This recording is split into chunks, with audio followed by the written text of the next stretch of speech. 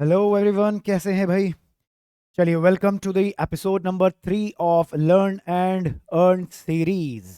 और आज थोड़ा सा एक्साइटेड हूँ। क्यों एक्साइटेड है? क्योंकि लास्ट एपिसोड में जब आप लोगों ने आंसर दिए थे, एपिसोड नंबर 1 के जब मैंने आंसर डिस्क्लोज किए थे, तो देयर वर नो विनर्स। ठीक है, बड़ा डिसअपॉइंटमेंट भी मुझे भी हुआ था और बच्चों को भी हुआ था जिनके रिप्लाईज आए थे। बट एपिसोड नंबर 2 का जो मैंने क्वेश्चंस पूछे थे और बहुत से बच्चों ने आंसर दिए हैं। व्हाट्सएप भी बच्चे कर रहे हैं, भैया व्हाट्सएप ना करो, कमेंट करो यूट्यूब पे ही, ठीक है? व्हाट्सएप पे ना करो। बस this is the last time कि मैंने आपके व्हाट्सएप वाले मैसेज भी एक्सेप्ट कर लिए हैं, अब इसके बाद एक्सेप्ट नहीं करे जाएंगे, ठीक है? तो आपको यूट्यूब पे कमेंट करना है। और इस टाइम एपिसोड नंबर 2 में देयर आर विनर्स, विनर्स है। तो भाई शांत होके सुकून से एकदम सीधे होके बैठ जाओ अब। और विनर्स हैं, अब कौन विनर्स हैं वो मैं अभी अभी डिस्क्लोज करूंगा। But before disclosing the name of the winners, पहले मैं आपको बताऊंगा कि भाई जो लास्ट एपिसोड में, एपिसोड नंबर 2 में जो मैंने क्वेश्चंस पूछे थे उसके आंसर्स क्या हैं, ठीक है? बहुत से बच्चों ने अटेम्प्ट किया है, कोई कोई बच्चा एक एक क्वेश्चन में मिस हो गया, किन्हीं किन्हीं बच्चों का 2 क्वेश्चंस में गलती हुई है, और कोई कोई बच्चे ऐसे भी निकले जो कि विनर्स हैं हमारे, जिनके चारों के चारों आंसर्स एकदम परफेक्ट है, एकदम सही है, और उन्होंने एक्सप्लेनेशन भी दी है। ठीक है, चलिए भाई, let's see what's the answer. Answer क्या है देखते हैं भाई। आंसर एपिसोड नंबर 2 के आंसर्स क्या है?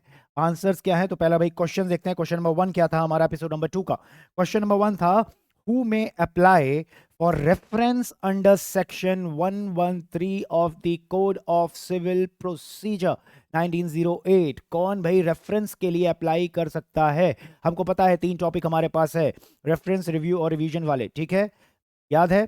याद है? अब रेफरेंस का पॉइंट मैंने पूछा था कि रेफरेंस के लिए कौन अप्लाई कर सकता है, रेफर कौन कर सकता है सर, मैटर को रेफर कौन कर सकता है? And the correct answer is for the answer number 1 is option number b. Option number b, the court करती है सर रेफर। देखिए मैंने एक्सप्लेनेशन भी आपके लिए दिया है, एक्सप्लेनेशन दी, मैं आपको समझा देता हूं क्या है इसका मतलब। रेफरेंस कौन करता है? देखिए सेक्शन नंबर 113 के अंदर होता है, और क्या लिखा है रेफरेंस में? अ लोअर और subordinate court can reach out to the high court. Lower court या तो कोई भी हाई कोर्ट से जो नीचे सबॉर्डिनेट कोर्ट है, can reach out to the high court for the doubts in order to avoid what, avoid misrepresentation of the law. Clear है? नीचे आइए, लोअर कोर्ट, अब ये इंपॉर्टेंट लाइन है जिसमें आपको आंसर मेन मिलेगा आपका। लोअर कोर्ट में refer to the high court. Lower court, पहली बात तो सर रेफर कौन करेगा? कोर्ट। ऑप्शन हमारा क्या था? कोर्ट। तो लोअर कोर्ट में refer to the high court either on its own motion, पहली बात, या तो सर अपने आप से, और या तो और on an application of any of the parties in case of any of the doubts in respect to any of the legal provisions. तो भाई दूसरा ये है, मतलब या तो लोअर कोर्ट खुद से ऑन इट्स ओन मोशन, या तो lower court on an application of any of the parties. ठीक है, तो सर यहां पे पार्टी रेफर नहीं करती हाई कोर्ट में, समझ आ रहा है? Party can just make an request by making an application to the lower court, कि लोअर कोर्ट को ये बोल सकते हैं कि जज साहब kindly refer the matter to the high court. समझ आ रहा है? मगर रेफर कौन करेगा? रेफर तो कोर्ट ही करेगी सर, रेफर कोर्ट ही करेगी, या तो खुद से करेगी या तो on an application of any of the parties करेगी। समझ आ रहा है? मतलब पार्टी एप्लीकेशन देगी कोर्ट को, कोर्ट फिर जाके रेफर कर सकती है। समझ आ रहा है? कोर्ट में रेफर, ये देखिए लिखा है में रेफर। ऐसा नहीं कि आपने एप्लीकेशन दे दी तो कोर्ट को रेफर करना ही पड़ेगा टू द हाई कोर्ट, ऐसा भी नहीं है। ठीक है, द लोअर कोर्ट में रेफर। आ रहा समझ? तो रेफरेंस के केस में, रेफरेंस के केस में कौन रेफर करता है हाई कोर्ट पे? कोर्ट रेफर करती है, पार्टी नहीं करती। ऑप्शन हमारा क्या था? पहला पार्टी टू द सूट था, उसके बाद कोर्ट था, उसके बाद बोथ ए एंड बी था, और नन ऑफ द अबव था। तो करेक्ट आंसर हमारा क्या है सर?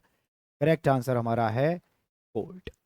आई होप क्लियर है, आई होप क्लियर है। Coming to the question number 2, coming to the question number 2, और क्वेश्चन नंबर 2 था, maximum amount which a court में order for the payment of compensatory cost in case of false or vexatious claims or defenses under the CPC is option A 10,000, option B 3,000, option C 5,000, and option D is any amount, any amount।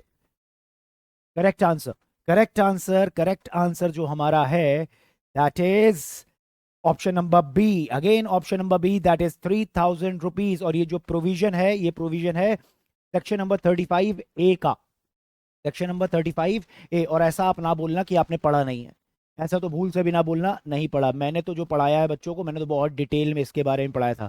क्यों पढ़ाया था, क्यों पढ़ाया था इसको बहुत detail में? क्योंकि ये लिंकेज है। क्योंकि अभी मैं आपको बताता हूँ क्या इसके अंदर क्या मैंने पढ़ाया था। और देखिए क्या है सेक्शन 35A क्या बोलता है। अब थोड़ा ध्यान से समझना, बहुत इंपॉर्टेंट कॉन्सेप्ट समझाने जा रहा हूँ यहाँ पे मैं, बहुत इंपॉर्टेंट कॉन्सेप्ट समझा रहा हूँ, बहुत ध्यान से सुनना। होता क्या है इसके अंदर, पूरा डिटेल में बताऊंगा इसको क्या होता है इसके अंदर।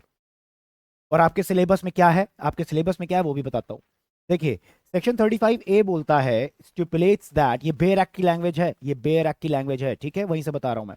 Section 35 act stipulates that if in any suits or other proceedings excluding appeal or revision, revision और अपील को हटा के, ठीक है, तो कोई भी अगर सूट है या कोई भी प्रोसीडिंग्स है, any party objects to the claim और डिफेंसेस, ठीक है, या तो क्लेम्स पे, अब क्लेम कोई करा है तो भाई डिफेंडेंट ऑब्जेक्ट करेगा, और डिफेंस में अगर आया तो प्लेंटिफ ऑब्जेक्ट करेगा, ठीक है। Any of the parties objects to the claim और डिफेंसेस ऑन द ग्राउंड, किस लिए ऑब्जेक्शन रेज कर रही है पार्टी, किस लिए ऑब्जेक्शन रेज कर रही है, that it is a false or vexatious to the knowledge of party making इट and thereafter such claim or defenses is disallowed, abandoned or withdrawn, the court may make an order for the payment to the objector by the party by whom such claim or defenses has been put forward of cost by way of compensation। अब हुआ क्या है इस case में, हो क्या रहा है, क्या बोलना चाह रहा है ये, क्या बोलना चाह रहा है, देखिए सुनिए बहुत ध्यान से सुनिए। दो पार्टी हैं, एक ए है और एक बी है। मैं एक एंगल से लेके चल रहा हूं, ठीक है, एक एंगल से लेकर चल रहा हूं, मिस्टर ए के एंगल से लेके चल रहा हूं। मिस्टर ए एक है प्लेंटिफ, मिस्टर ए है प्लेंटिफ। मिस्टर ए ने सूट फाइल किया है और क्लेम्स लगाए हैं, ठीक है, क्लियर है।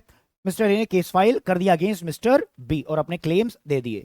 अब मिस्टर बी बोलता है, मिस्टर बी क्या करता है, ये जो क्लेम्स हैं इन क्लेम्स के अगेंस्ट एक ऑब्जेक्शन रेज कर देता है कोर्ट में। क्या करता है, objection raised by B, objection raised by mister B. और ये ऑब्जेक्शन क्या रेज करता है, ये बोलता है कोर्ट में कि ये जो भी क्लेम्स मिस्टर ए ने लगाए हैं मेरे अगेंस्ट, ठीक है, ये जो भी क्लेम्स इसने लगाए हैं मेरे अगेंस्ट, ये सब के सब झूठे हैं, बेबुनियाद क्लेम्स हैं। ये क्या है, झूठे हैं और ये बेबुनियाद क्लेम्स हैं मेरे अगेंस्ट। क्लियर है, इसने ये ऑब्जेक्शन रेज कर दिया। इसके ऑब्जेक्शन को कोर्ट ने कंसिडर किया कि भाई देखा गया, और कोर्ट ने क्या करा, कोर्ट ने क्या करा, दो तीन चीज हो सकती है, या तो इन क्लेम्स को डिसअलाउ कर दिया गया, ये देखिए नीचे आइए, या तो ये क्लेम्स को डिसअलाउ कर दिया, या तो अबेंडन कर दिया, या तो इन क्लेम्स को पार्टी ने खुद से, मिस्टर ए ने खुद से क्या कर लिया, विड्रॉ कर लिया। अगर ये तीनों चीज कुछ भी हुई, समझ आ रहा है, समझ आ रहा है, क्लियर है, तो ये तीनों चीज कुछ में भी हुई तो ये तीनों चीज हो गई, तीनों चीज में से कोई भी चीज हो गई। कि हुआ क्या, मिस्टर ए ने क्लेम्स लगाए हैं, मिस्टर बी को लगा कि नहीं भाई ये जो क्लेम्स हैं ये सब झूठे हैं, बेबुनियाद है, और मिस्टर ए को पता है इसके बारे में, ये सब इसने जानबूझ के झूठे क्लेम्स मेरे अगेंस्ट लगाए हैं। मिस्टर बी ने ऑब्जेक्शन रेज कर दिया कोर्ट के अंदर, कोर्ट के पास ऑब्जेक्शन गया, और उसके बाद क्या हुआ, या तो ये क्लेम्स जो थे या तो डिसअलाउ हुए, या तो अबेंडन हुए, या तो खुद से मिस्टर ए ने विड्रॉ कर दिया। ये तीन चीज हो गई। चलो मिस्टर बी को अभी भी संतुष्टि नहीं मिली थी, मिस्टर बी को अभी भी संतुष्टि नहीं मिली। मिस्टर बी बोलता है कि इसने मेरे अगेंस्ट फालतू के क्लेम्स लगाए हैं, हाँ मुझे इसकी वजह से परेशानी सहनी पड़ी, I want the compensation. Mister B क्या बोलता है, I want the compensation. Mister B ने क्या करा, मिस्टर बी ने कोर्ट में क्या कर दिया, मिस्टर बी ने कोर्ट में एप्लीकेशन डाल दी, मिस्टर बी ने कोर्ट में क्या डाल दी, कोर्ट में एप्लीकेशन डाल दी कि मुझे कॉम्पनसेट किया जाए, मुझे क्या करा जाए, मुझे कॉम्पनसेट किया जाए। समझ आ रहा है, किसको कॉम्पनसेट किया जाए, ऑब्जेक्टर को। ऑब्जेक्टर कौन है, मिस्टर बी। मुझे ऑब्जेक्शन, मुझे क्या चाहिए, मुझे कॉम्पनसेशन चाहिए, कि मुझे भाई नुकसान हुआ है, मेरी डिफेमेशन, मेरे भाई नाम, मेरा अच्छा खासा गुडविल थी मेरी मार्केट में, इसने मेरे अगेंस्ट बेबुनियाद झूठे मुकदमा दर्ज कर दिया एंड ऑल, जो भी है, क्लियर है, आता है। तो इसने कोर्ट से मांगी है क्या, compensation. then in that case as per section number 35A जो आपके सामने लिखा है, the court can make an order, court क्या कर सकता है, ऑर्डर दे सकता है, ऑर्डर दे सकता है by way of cost, by way of compensation, compensation को ऑर्डर दे सकता है। और वही आपसे क्वेश्चन पूछा गया कि मैक्सिमम कितनी कॉम्पनसेशन की अमाउंट कोर्ट कैन ग्रांट, और वही कॉम्पनसेशन की बेटा जो अमाउंट है दैट इज ₹3000, मैक्सिमम 3000 रुपए तक का ऑर्डर दे सकता है बाय वे ऑफ कॉम्पनसेशन। समझ आ रही है? समझ आ रही है कि नहीं आ रही है? ये है सेक्शन 35A। अब आप लैंग्वेज पढ़ो, आप एक रीड करिए, देखिए क्या लिखा है। स्टिपुलेट्स दैट इफ एनी सूट और proceedings any party objects, any party मतलब ए भी कर सकता है बी भी कर सकता है, मैंने मगर एक एंगल से लिया है, ठीक है। on the ground that it is a false or vexatious to the knowledge of the party making it, mister A को पता है सर, मिस्टर ए को पता है, and if thereafter such claim or defenses is disallowed, abandoned or withdrawn, the court may, अब ये नीचे the court may can order, ये देखिए may can order for the payment to the objector, order किसके लिए कि मिस्टर बी को पे किया जाए, order to the objector by the party by whom such claim or defense, mister A आप पे करेंगे मिस्टर बी को, or defense has put forward by cost by way of compensation, और ये बेटा जो compensation है that can be maximum of ₹3000, यही मेरा क्वेश्चन था। समझ आ रहा है? और आपने अब क्या पढ़ा है बताऊं आपको। अब ये जो बेटा ऑर्डर आया, ये जो ऑर्डर आया, अब आपने सेक्शन नंबर 104 पढ़ा है सीपीसी का, सेक्शन 104 पढ़ा है, अपील अगेंस्ट ऑर्डर्स पढ़ा है, अपील अगेंस्ट ऑर्डर्स, उसमें जो पॉइंट नंबर 1 है, पॉइंट नंबर वन है, वो यही ऑर्डर की बात करता है। बेटा ये जो ऑर्डर है, मैं थोड़ा आगे बता रहा हूं आपको, ये जो आपका ऑर्डर है, ये जो ऑर्डर मैंने आपको बताया अभी, ये जो ऑर्डर है, इस ऑर्डर के against appeal can be filed, इस ऑर्डर के against appeal can be filed, कौन अपील करेगा? By mister A, mister A appeal file कर सकता है इस कोर्ट के ऑर्डर के अगेंस्ट। ये ऑर्डर है जो अपीलेबल होता है अंडर सेक्शन 104 ऑफ सीपीसी। समझ आ रहा है? ये हमारे सिलेबस में है, समझ आ रही है? इसके अगेंस्ट क्या कर सकता है? Appeal can be filed. और अपील किस ग्राउंड पे फाइल करेगा? दो ग्राउंड पे अपील फाइल कर सकता है, दो ग्राउंड पे। एक ग्राउंड ये बोल सकता है मिस्टर ए कि ये जो ऑर्डर आया है ये आना ही नहीं चाहिए था, ये जो ऑर्डर कोर्ट ने पास किया है ये कोर्ट का ऑर्डर आना ही नहीं चाहिए था, the court must have not pass this order. पहला ग्राउंड इस ग्राउंड पे कर सकता है, और दूसरा इस ग्राउंड पे कर सकता है कि जो भी कॉम्पनसेशन की अमाउंट के लिए ऑर्डर दिया है कोर्ट ने, that should be for a lesser amount, that should be for a lesser amount. जो भी कोर्ट का ऑर्डर है, एज्यूम कर लेते हैं कि कोर्ट ने यहाँ पे कॉम्पनसेशन 3000 का दे दिया, तो यहाँ पे अपील कर सकता है mister A against the order, ये बोल सकता है कि कंपनसेशन जो 3000 का है वो 3000 का नहीं होना चाहिए, वो लेसर अमाउंट का होना चाहिए। तो दो ग्राउंड है, पहला ग्राउंड कि ऑर्डर आना ही नहीं चाहिए था, और यह दूसरा ग्राउंड कि कंपनसेशन का जो अमाउंट दिया है वो कम होना चाहिए था। इन दो ग्राउंड्स पे mister A can file an appeal under section 104। जो हमारे अपीलेबल ऑर्डर्स है 5 सेक्शन 104 में, उनमें से पहला ये है। समझ आती है? क्लियर है? क्लियर है? चलिए नेक्स्ट आते हैं, नेक्स्ट आते हैं क्वेश्चन नंबर 3 क्या था हमारा? The rule of res judicata relates to a matter which is pending judicial inquiry while res sub judice relates to the matter adjudicated upon a matter on which judgment has been pronounced. Above statement is true or false. मैंने simple सा आपसे पूछा था true और false, बहुत simple सा question था, मैंने कुछ नहीं किया था, मैंने सिर्फ क्या कर दिया था, रेस जुडिकाटा को यहां लिख दिया था, और रेस जो इसको बस यहां होना चाहिए था और इसको यहां होना चाहिए था, दैट्स इट। तो ये स्टेटमेंट आपका क्या है? ये स्टेटमेंट क्या है? आंसर नंबर 3, आंसर नंबर 3 क्या है? The answer is false. बेटा एक बात बताओ, रेस सबजुडाइज क्या होता है? रेस सबजुडाइज का मतलब the matter is pending in the court, res means matters, sub judice means pending in the court, simple है। जुडिकाटा का मतलब क्या है? Res judicata, res means subject matter और इशू, और जुडिकाटा का मतलब क्या है? The matter which has been adjudicated, the matter which has been decided on merits. समझ आ रहा है कि नहीं आ रहा है? क्लियर है? देखिए नीचे एक एक्सप्लेनेशन भी दी है मैंने। Res sub judice bars the trials of a suit in which the matter directly और सब्सटेंशियली इज पेंडिंग, पेंडिंग होता है जब, ठीक है, तो क्या कर देता है कोर्ट? क्या कर देता है? स्टे लगा देता है मैटर पे, जब तक मैटर डिसाइड नहीं हो जाता है, यही होता है ना। in a previous suit, whereas rule of res judicata bars the trial of a suit on an issue in which the matter directly and substantially in the issue has already been adjudicated, sub judice में तब doctrine of ये आपका race सब जुडाइस तब apply होता है when the matter is pending in the court, और judicata apply कब होता है when the matter is already been adjudicated. समझ आ रही है? मैंने कुछ नहीं किया था, मैंने बस चेंज कर दिया था, मैं बस ये देखना चाहता था आपको आता है कि नहीं आता है। क्लियर? बट मोस्टली बच्चों का आंसर सही है, मोस्टली बच्चों का आंसर सही है। Coming to the question number 4, question number 4 था एंड द लास्ट क्वेश्चन तो हमारा था where the defendant resides outside the jurisdiction of a court in which the suit is instituted, the service of summon cannot be made through which mode, किस mode से समन को हम सर्व नहीं कर सकते हैं, किस मोड से? Number 1 speed post, number 2 registered, number 3 courier, number 4 fax और ईमेल।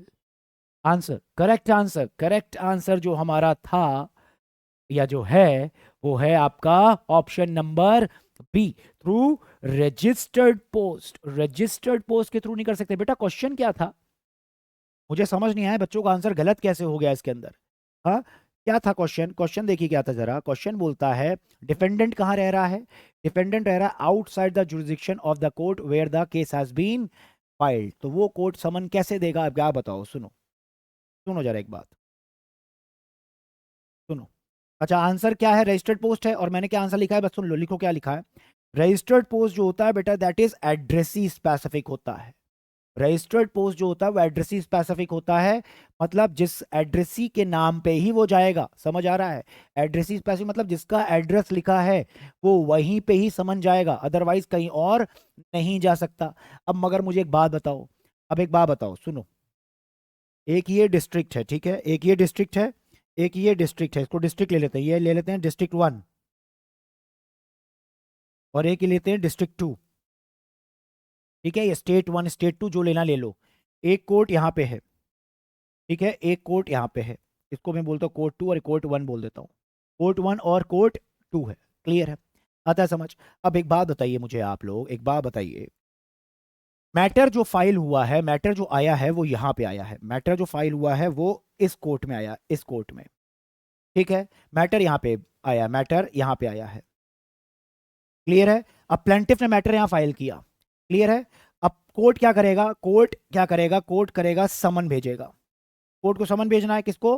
डिफेंडेंट को भेजना जिसके अगेंस्ट केस दर्ज हुआ है। मगर बेटा जो ये डिफेंडेंट है वो इस डिस्ट्रिक्ट में रिसाइड नहीं कर रहा है। वो कहां पे है? इस डिस्ट्रिक्ट के अंदर। डिफेंडेंट यहां पे है, डिफेंडेंट कहां है? इस डिस्ट्रिक्ट में है।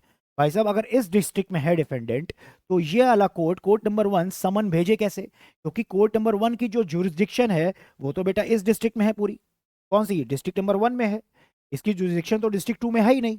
तो ये कैसे उसको समन भेज सकता है? आप बताइए, कैसे डायरेक्टली इसको समन भेज देगा? क्योंकि भाई समन अगर भेजना है तो अलग अलग तो मोड्स हैं, अलग अलग मोड्स तो होते हैं, मगर डायरेक्टली तो इसको मिस्टर डिपेंडेंट को भेज ही नहीं सकता। इस केस में क्या होता है, ध्यान से सुनना, इस केस में क्या होता है?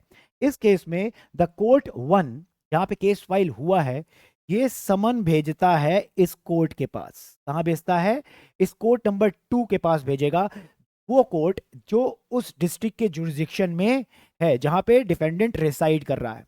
तो समन कहां पे आएगा? इस कोर्ट के पास समन आता है।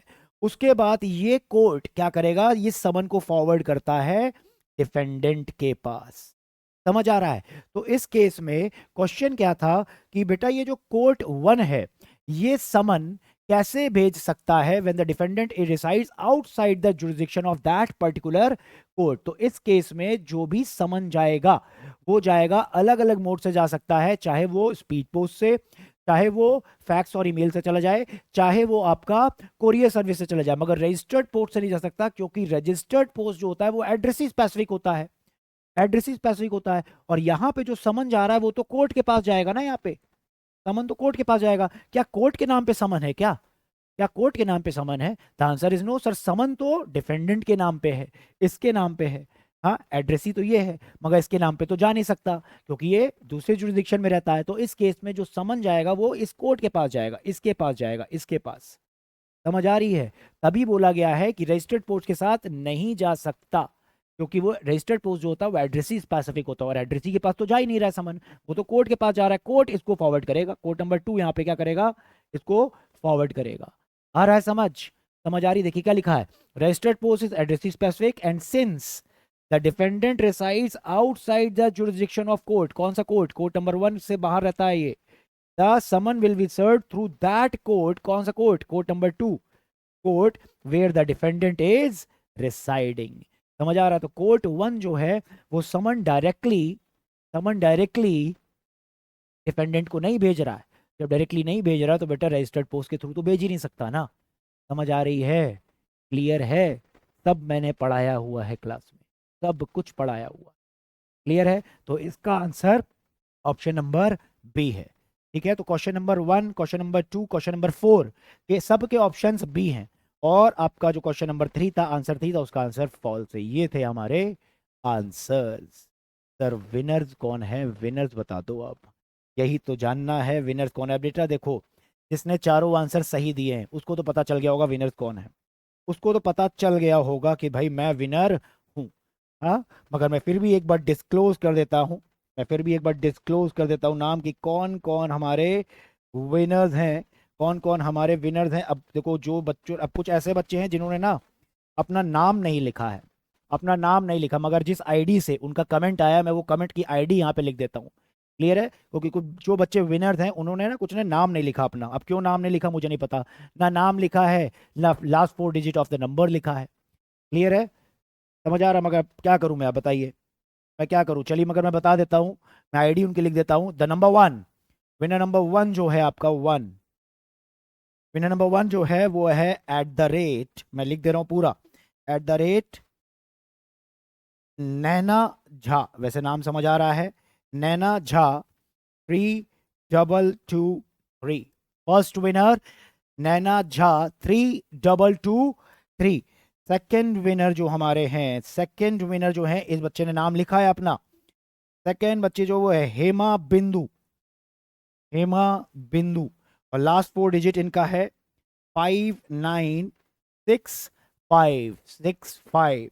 एंड एक और विनर है, 4 विनर नहीं हो पाए, मगर 4 विनर फिर से नहीं हो पाए, एक और विनर है, और इनका आईडी भी बड़ा जबरदस्त नाम है, खाने पीने से रिलेटेड है, और इनका नाम है, आईडी का जो नाम है इनका, इनका नाम नहीं पता मुझे, बच्चे का नाम नहीं पता, स्वादिष्ट आहार, बहुत बढ़िया, स्वादिष्ट अंडरस्कोर आहार, क्या बात है, क्या बात है, स्वादिष्ट आहार। अब क्या नाम है बच्चे का मुझे नहीं पता है, बच्चे ने नाम नहीं लिखा, बट इनका आंसर सही है। ठीक है, स्वाद आ गया, ठीक है, आंसर सही है। तो ये 3 हमारे विनर्स हैं for the episode number 2, episode number 2 के हमारे 3 विनर हैं। मैनी मैनी कॉन्ग्रेचुलेशंस इन तीनों को कि आपके आंसर सही हैं, ऐसे ही आप लोग लगे रहो।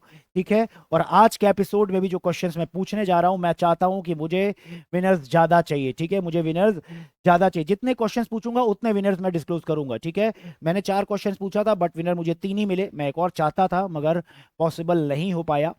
क्लियर है? क्वेश्चंस आंसर सही नहीं हुए सब बच्चों के, कोई दिक्कत नहीं है।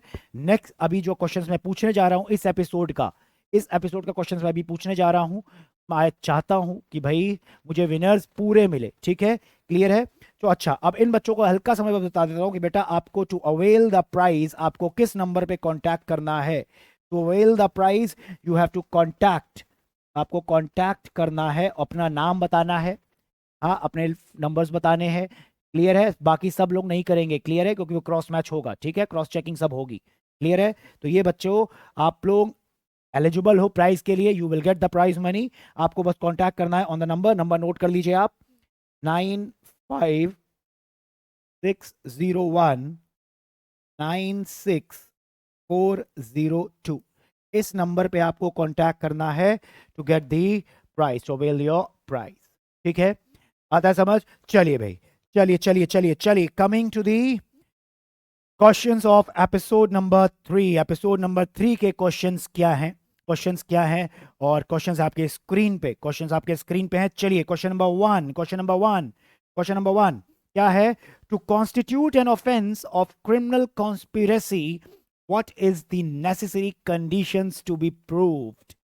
To constitute an offense of criminal conspiracy, what is the necessary conditions to be proved? और options हैं, there must be a prior meeting of 2 or more persons. Number 2, there must be an agreement of 2 or more persons to do an illegal act or to do an legal act by illegal means.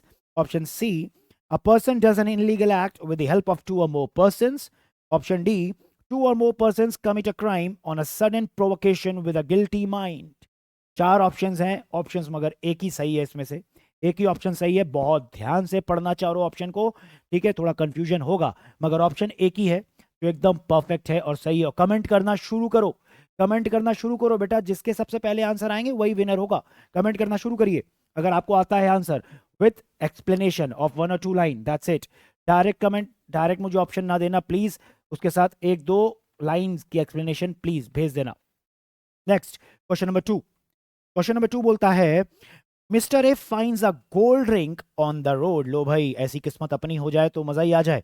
हाँ चलिए चलिए, क्या लिखा है, mister A finds a gold ring on the road knowing it be the property of Z. ओहो, उसको सोने की अंगूठी मिली और उसको समझ आ गया, अरे भाई ये तो मैंने देखा है, ये तो मिस्टर जेड की है, मिस्टर जेड की है, ठीक है।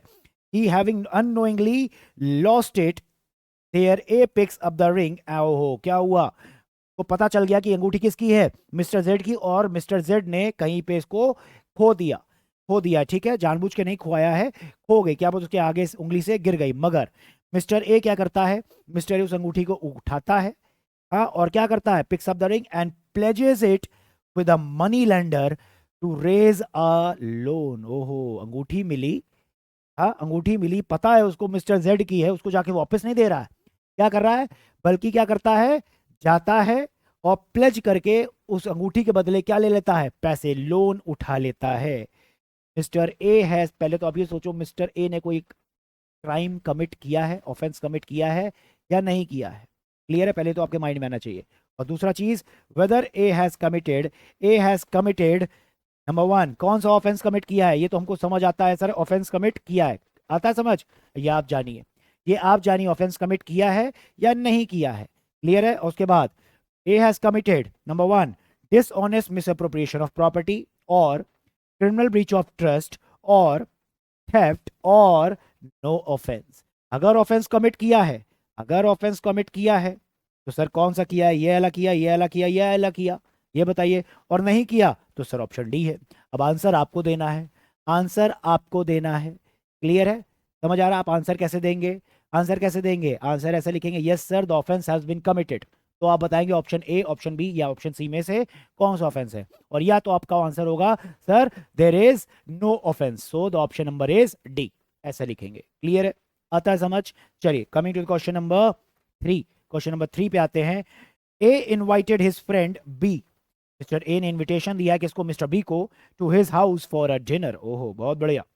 while there were having dinner, अब डिनर करते करते B made certain unwanted comments about the married sister of A। ओहो भाई साहब, पहली बात तो आपको मैंने डिनर पे बुलाया, पहली बात तो मिस्टर ए बोलता है मिस्टर बी को कि पहली बात तो मैंने तुमको डिनर पे बुलाया, उसके बाद तुम आके मेरी सिस्टर के बारे में उल्टा सीधा बोल रहे हो, समझ आ रही है, ये केस हुआ। While they were having dinner, B made certain unwanted comments about the married sister of Mr. A। Frustrated A, अब A को आ गया गुस्सा, ए को आ गया गुस्सा, ऑब्वियस बात है किसी को भी आ जाएगा गुस्सा, ए को आ गया गुस्सा, he started abusing, अब्यूज करने लगा B, and also said that he is a womaniser, उसको मिस्टर ये बोलता तुम उल्टा सीधा गालियां दी, बोला तुम वुमेनाइजर हो, तुम चीट हो, हाँ, और क्या बोलता है that has miss appropriated huge funds, तुमने मिस अप्रोप्रिएशन करा है बहुत से पैसों के साथ, ऑफ हिज एम्प्लॉयर, अपने एम्प्लॉयर के बहुत से फंड्स के साथ तुमने क्या करा है, मिस अप्रोप्रिएट ऑफ फंड्स किया है, समझ आ रहा है, ये सब चीजें उल्टी सीधी मिस्टर ए ने मिस्टर बी को बोला, आता समझ। मिस्टर बी को गुस्सा आ गया और मिस्टर बी ने क्या करा, mister B sued against mister A, suit file कर दिया मिस्टर ए के अगेंस्ट, कौन सा सूट फाइल किया है, ऑफ डिफेमेशन का सूट फाइल कर दिया, डिफेमेशन का सूट फाइल कर दिया मिस्टर बी ने मिस्टर ए के अगेंस्ट। क्वेश्चन आपके सामने है, whether A will be liable or not, answer आपको देना है या तो यस और या तो no, whether mister A will be liable or not for the suit of defamation filed by mister B. ठीक है, विद एक्सप्लेनेशन। ठीक है, अगर हाँ तो क्यों, अगर ना तो क्यों। समझ आ रहा है? क्लियर है? क्वेश्चन समझ आ गया? मैंने आपको पूरा समझा दिया question. Question number 4, A and B go with the intent to kill C. ओहो, ए और बी दोनों जाते हैं with the intent, with the intention to kill mister C. दोनों दोस्त हैं और जा रहे हैं किसको मारने? पूरी इंटेंशन के साथ जा रहे हैं मिस्टर सी को आज काम तमाम कर देंगे। मगर हुआ क्या? A stood on guard with spare gun. लो भाई, मगर ए दूर खाली खड़ा रहा, गन को हाथ में लिए हुए in hand, but did not shoot C. मगर ए ने कोई शूट नहीं किया, बट इंस्टेड हुआ क्या? Mister B killed C. Mister B ने क्या करा? मिस्टर बी ने मगर शूट किया। गए दोनों, गए दोनों मिस्टर सी को मारने, मगर ए खाली चुपचाप खड़ा रहा अपनी बंदूक को लेके, मगर मिस्टर बी ने अपनी गन से मिस्टर सी को शूट कर दिया। अब आपके सामने क्वेश्चन है, which one of the following is correct? Option A and both are equally liable for the murder of C, या option B, A is not liable as he did nothing, option C, only B is liable for the murder of C, या तो option D, sir none of the above. Simple सा question दिया है, बहुत simple सा, थोड़ा सा दिमाग लगा लेना बस, बहुत सिंपल सा क्वेश्चन है। Coming to the last question, इस एपिसोड में 5 क्वेश्चन है, तो समझ लो कितने विनर होंगे? 5। 5 विनर के लिए है बेटा 5 question. Last question of the day of episode number 3 क्या है? Which one of the following preparation is not an offence. लो भाई, which one of the following preparation, which one of the following preparation is not an offense? कौन सी preparation को हम offence नहीं बोलेंगे? कौन सी प्रिपरेशन को ऑफेंस हम नहीं बोलेंगे? याद है स्टेजेस ऑफ क्राइम? याद है? चलिए उसी से रिलेटेड है, देखिए। Number 1, preparation of deceit in a bank. Number 2, to make a die for counterfeiting coins. Number C, preparation to wage war against the government of India. And option D, preparation for a robbery of a bank. कौन से preparation को हम offence नहीं बोलेंगे? Not an offence. आता है समझ? आता है समझ? जिसने पढ़ा है उसको आंसर आ गया होगा अभी तक, तो बहुत इजी क्वेश्चन पूछा। क्लियर है? कोई भी ना बुक ओपन करेगा आंसर देते समय, ना तो गूगल एंड ऑल, ना तो कोई चैट जीपीटी एंड ऑल, किसी की हेल्प नहीं लेगा। Please please be kindly be loyal to yourself. ठीक है? क्लियर है? चलिए, will be waiting for your answer, और नेक्स्ट एपिसोड, एपिसोड नंबर 4 में आपको आंसर्स बताएंगे, इन प्रॉपर इनकी एक्सप्लेनेशंस दूंगा, क्या इसका कॉन्सेप्ट है, कौन से प्रोविजन से रिलेटेड मैंने आपसे क्वेश्चन पूछा है, सब कुछ एक्सप्लेन करूंगा और आंसर दूंगा। और मैं ये चाहूंगा कि मैं विनर्स भी डिस्क्लोज करूं, तो मुझे काइंडली ऑप्शन आप देना, हाँ, कि सब के सब आंसर्स आप सही बताना, सो दैट मैं विनर्स के नाम को डिस्क्लोज कर पाऊं और उनको प्राइज दे पाऊं। क्लियर है? चलिए, bye bye and take care, and once again congratulations to all the winners of episode number 2. ठीक है? All the very best to all of you. Bye bye and take care.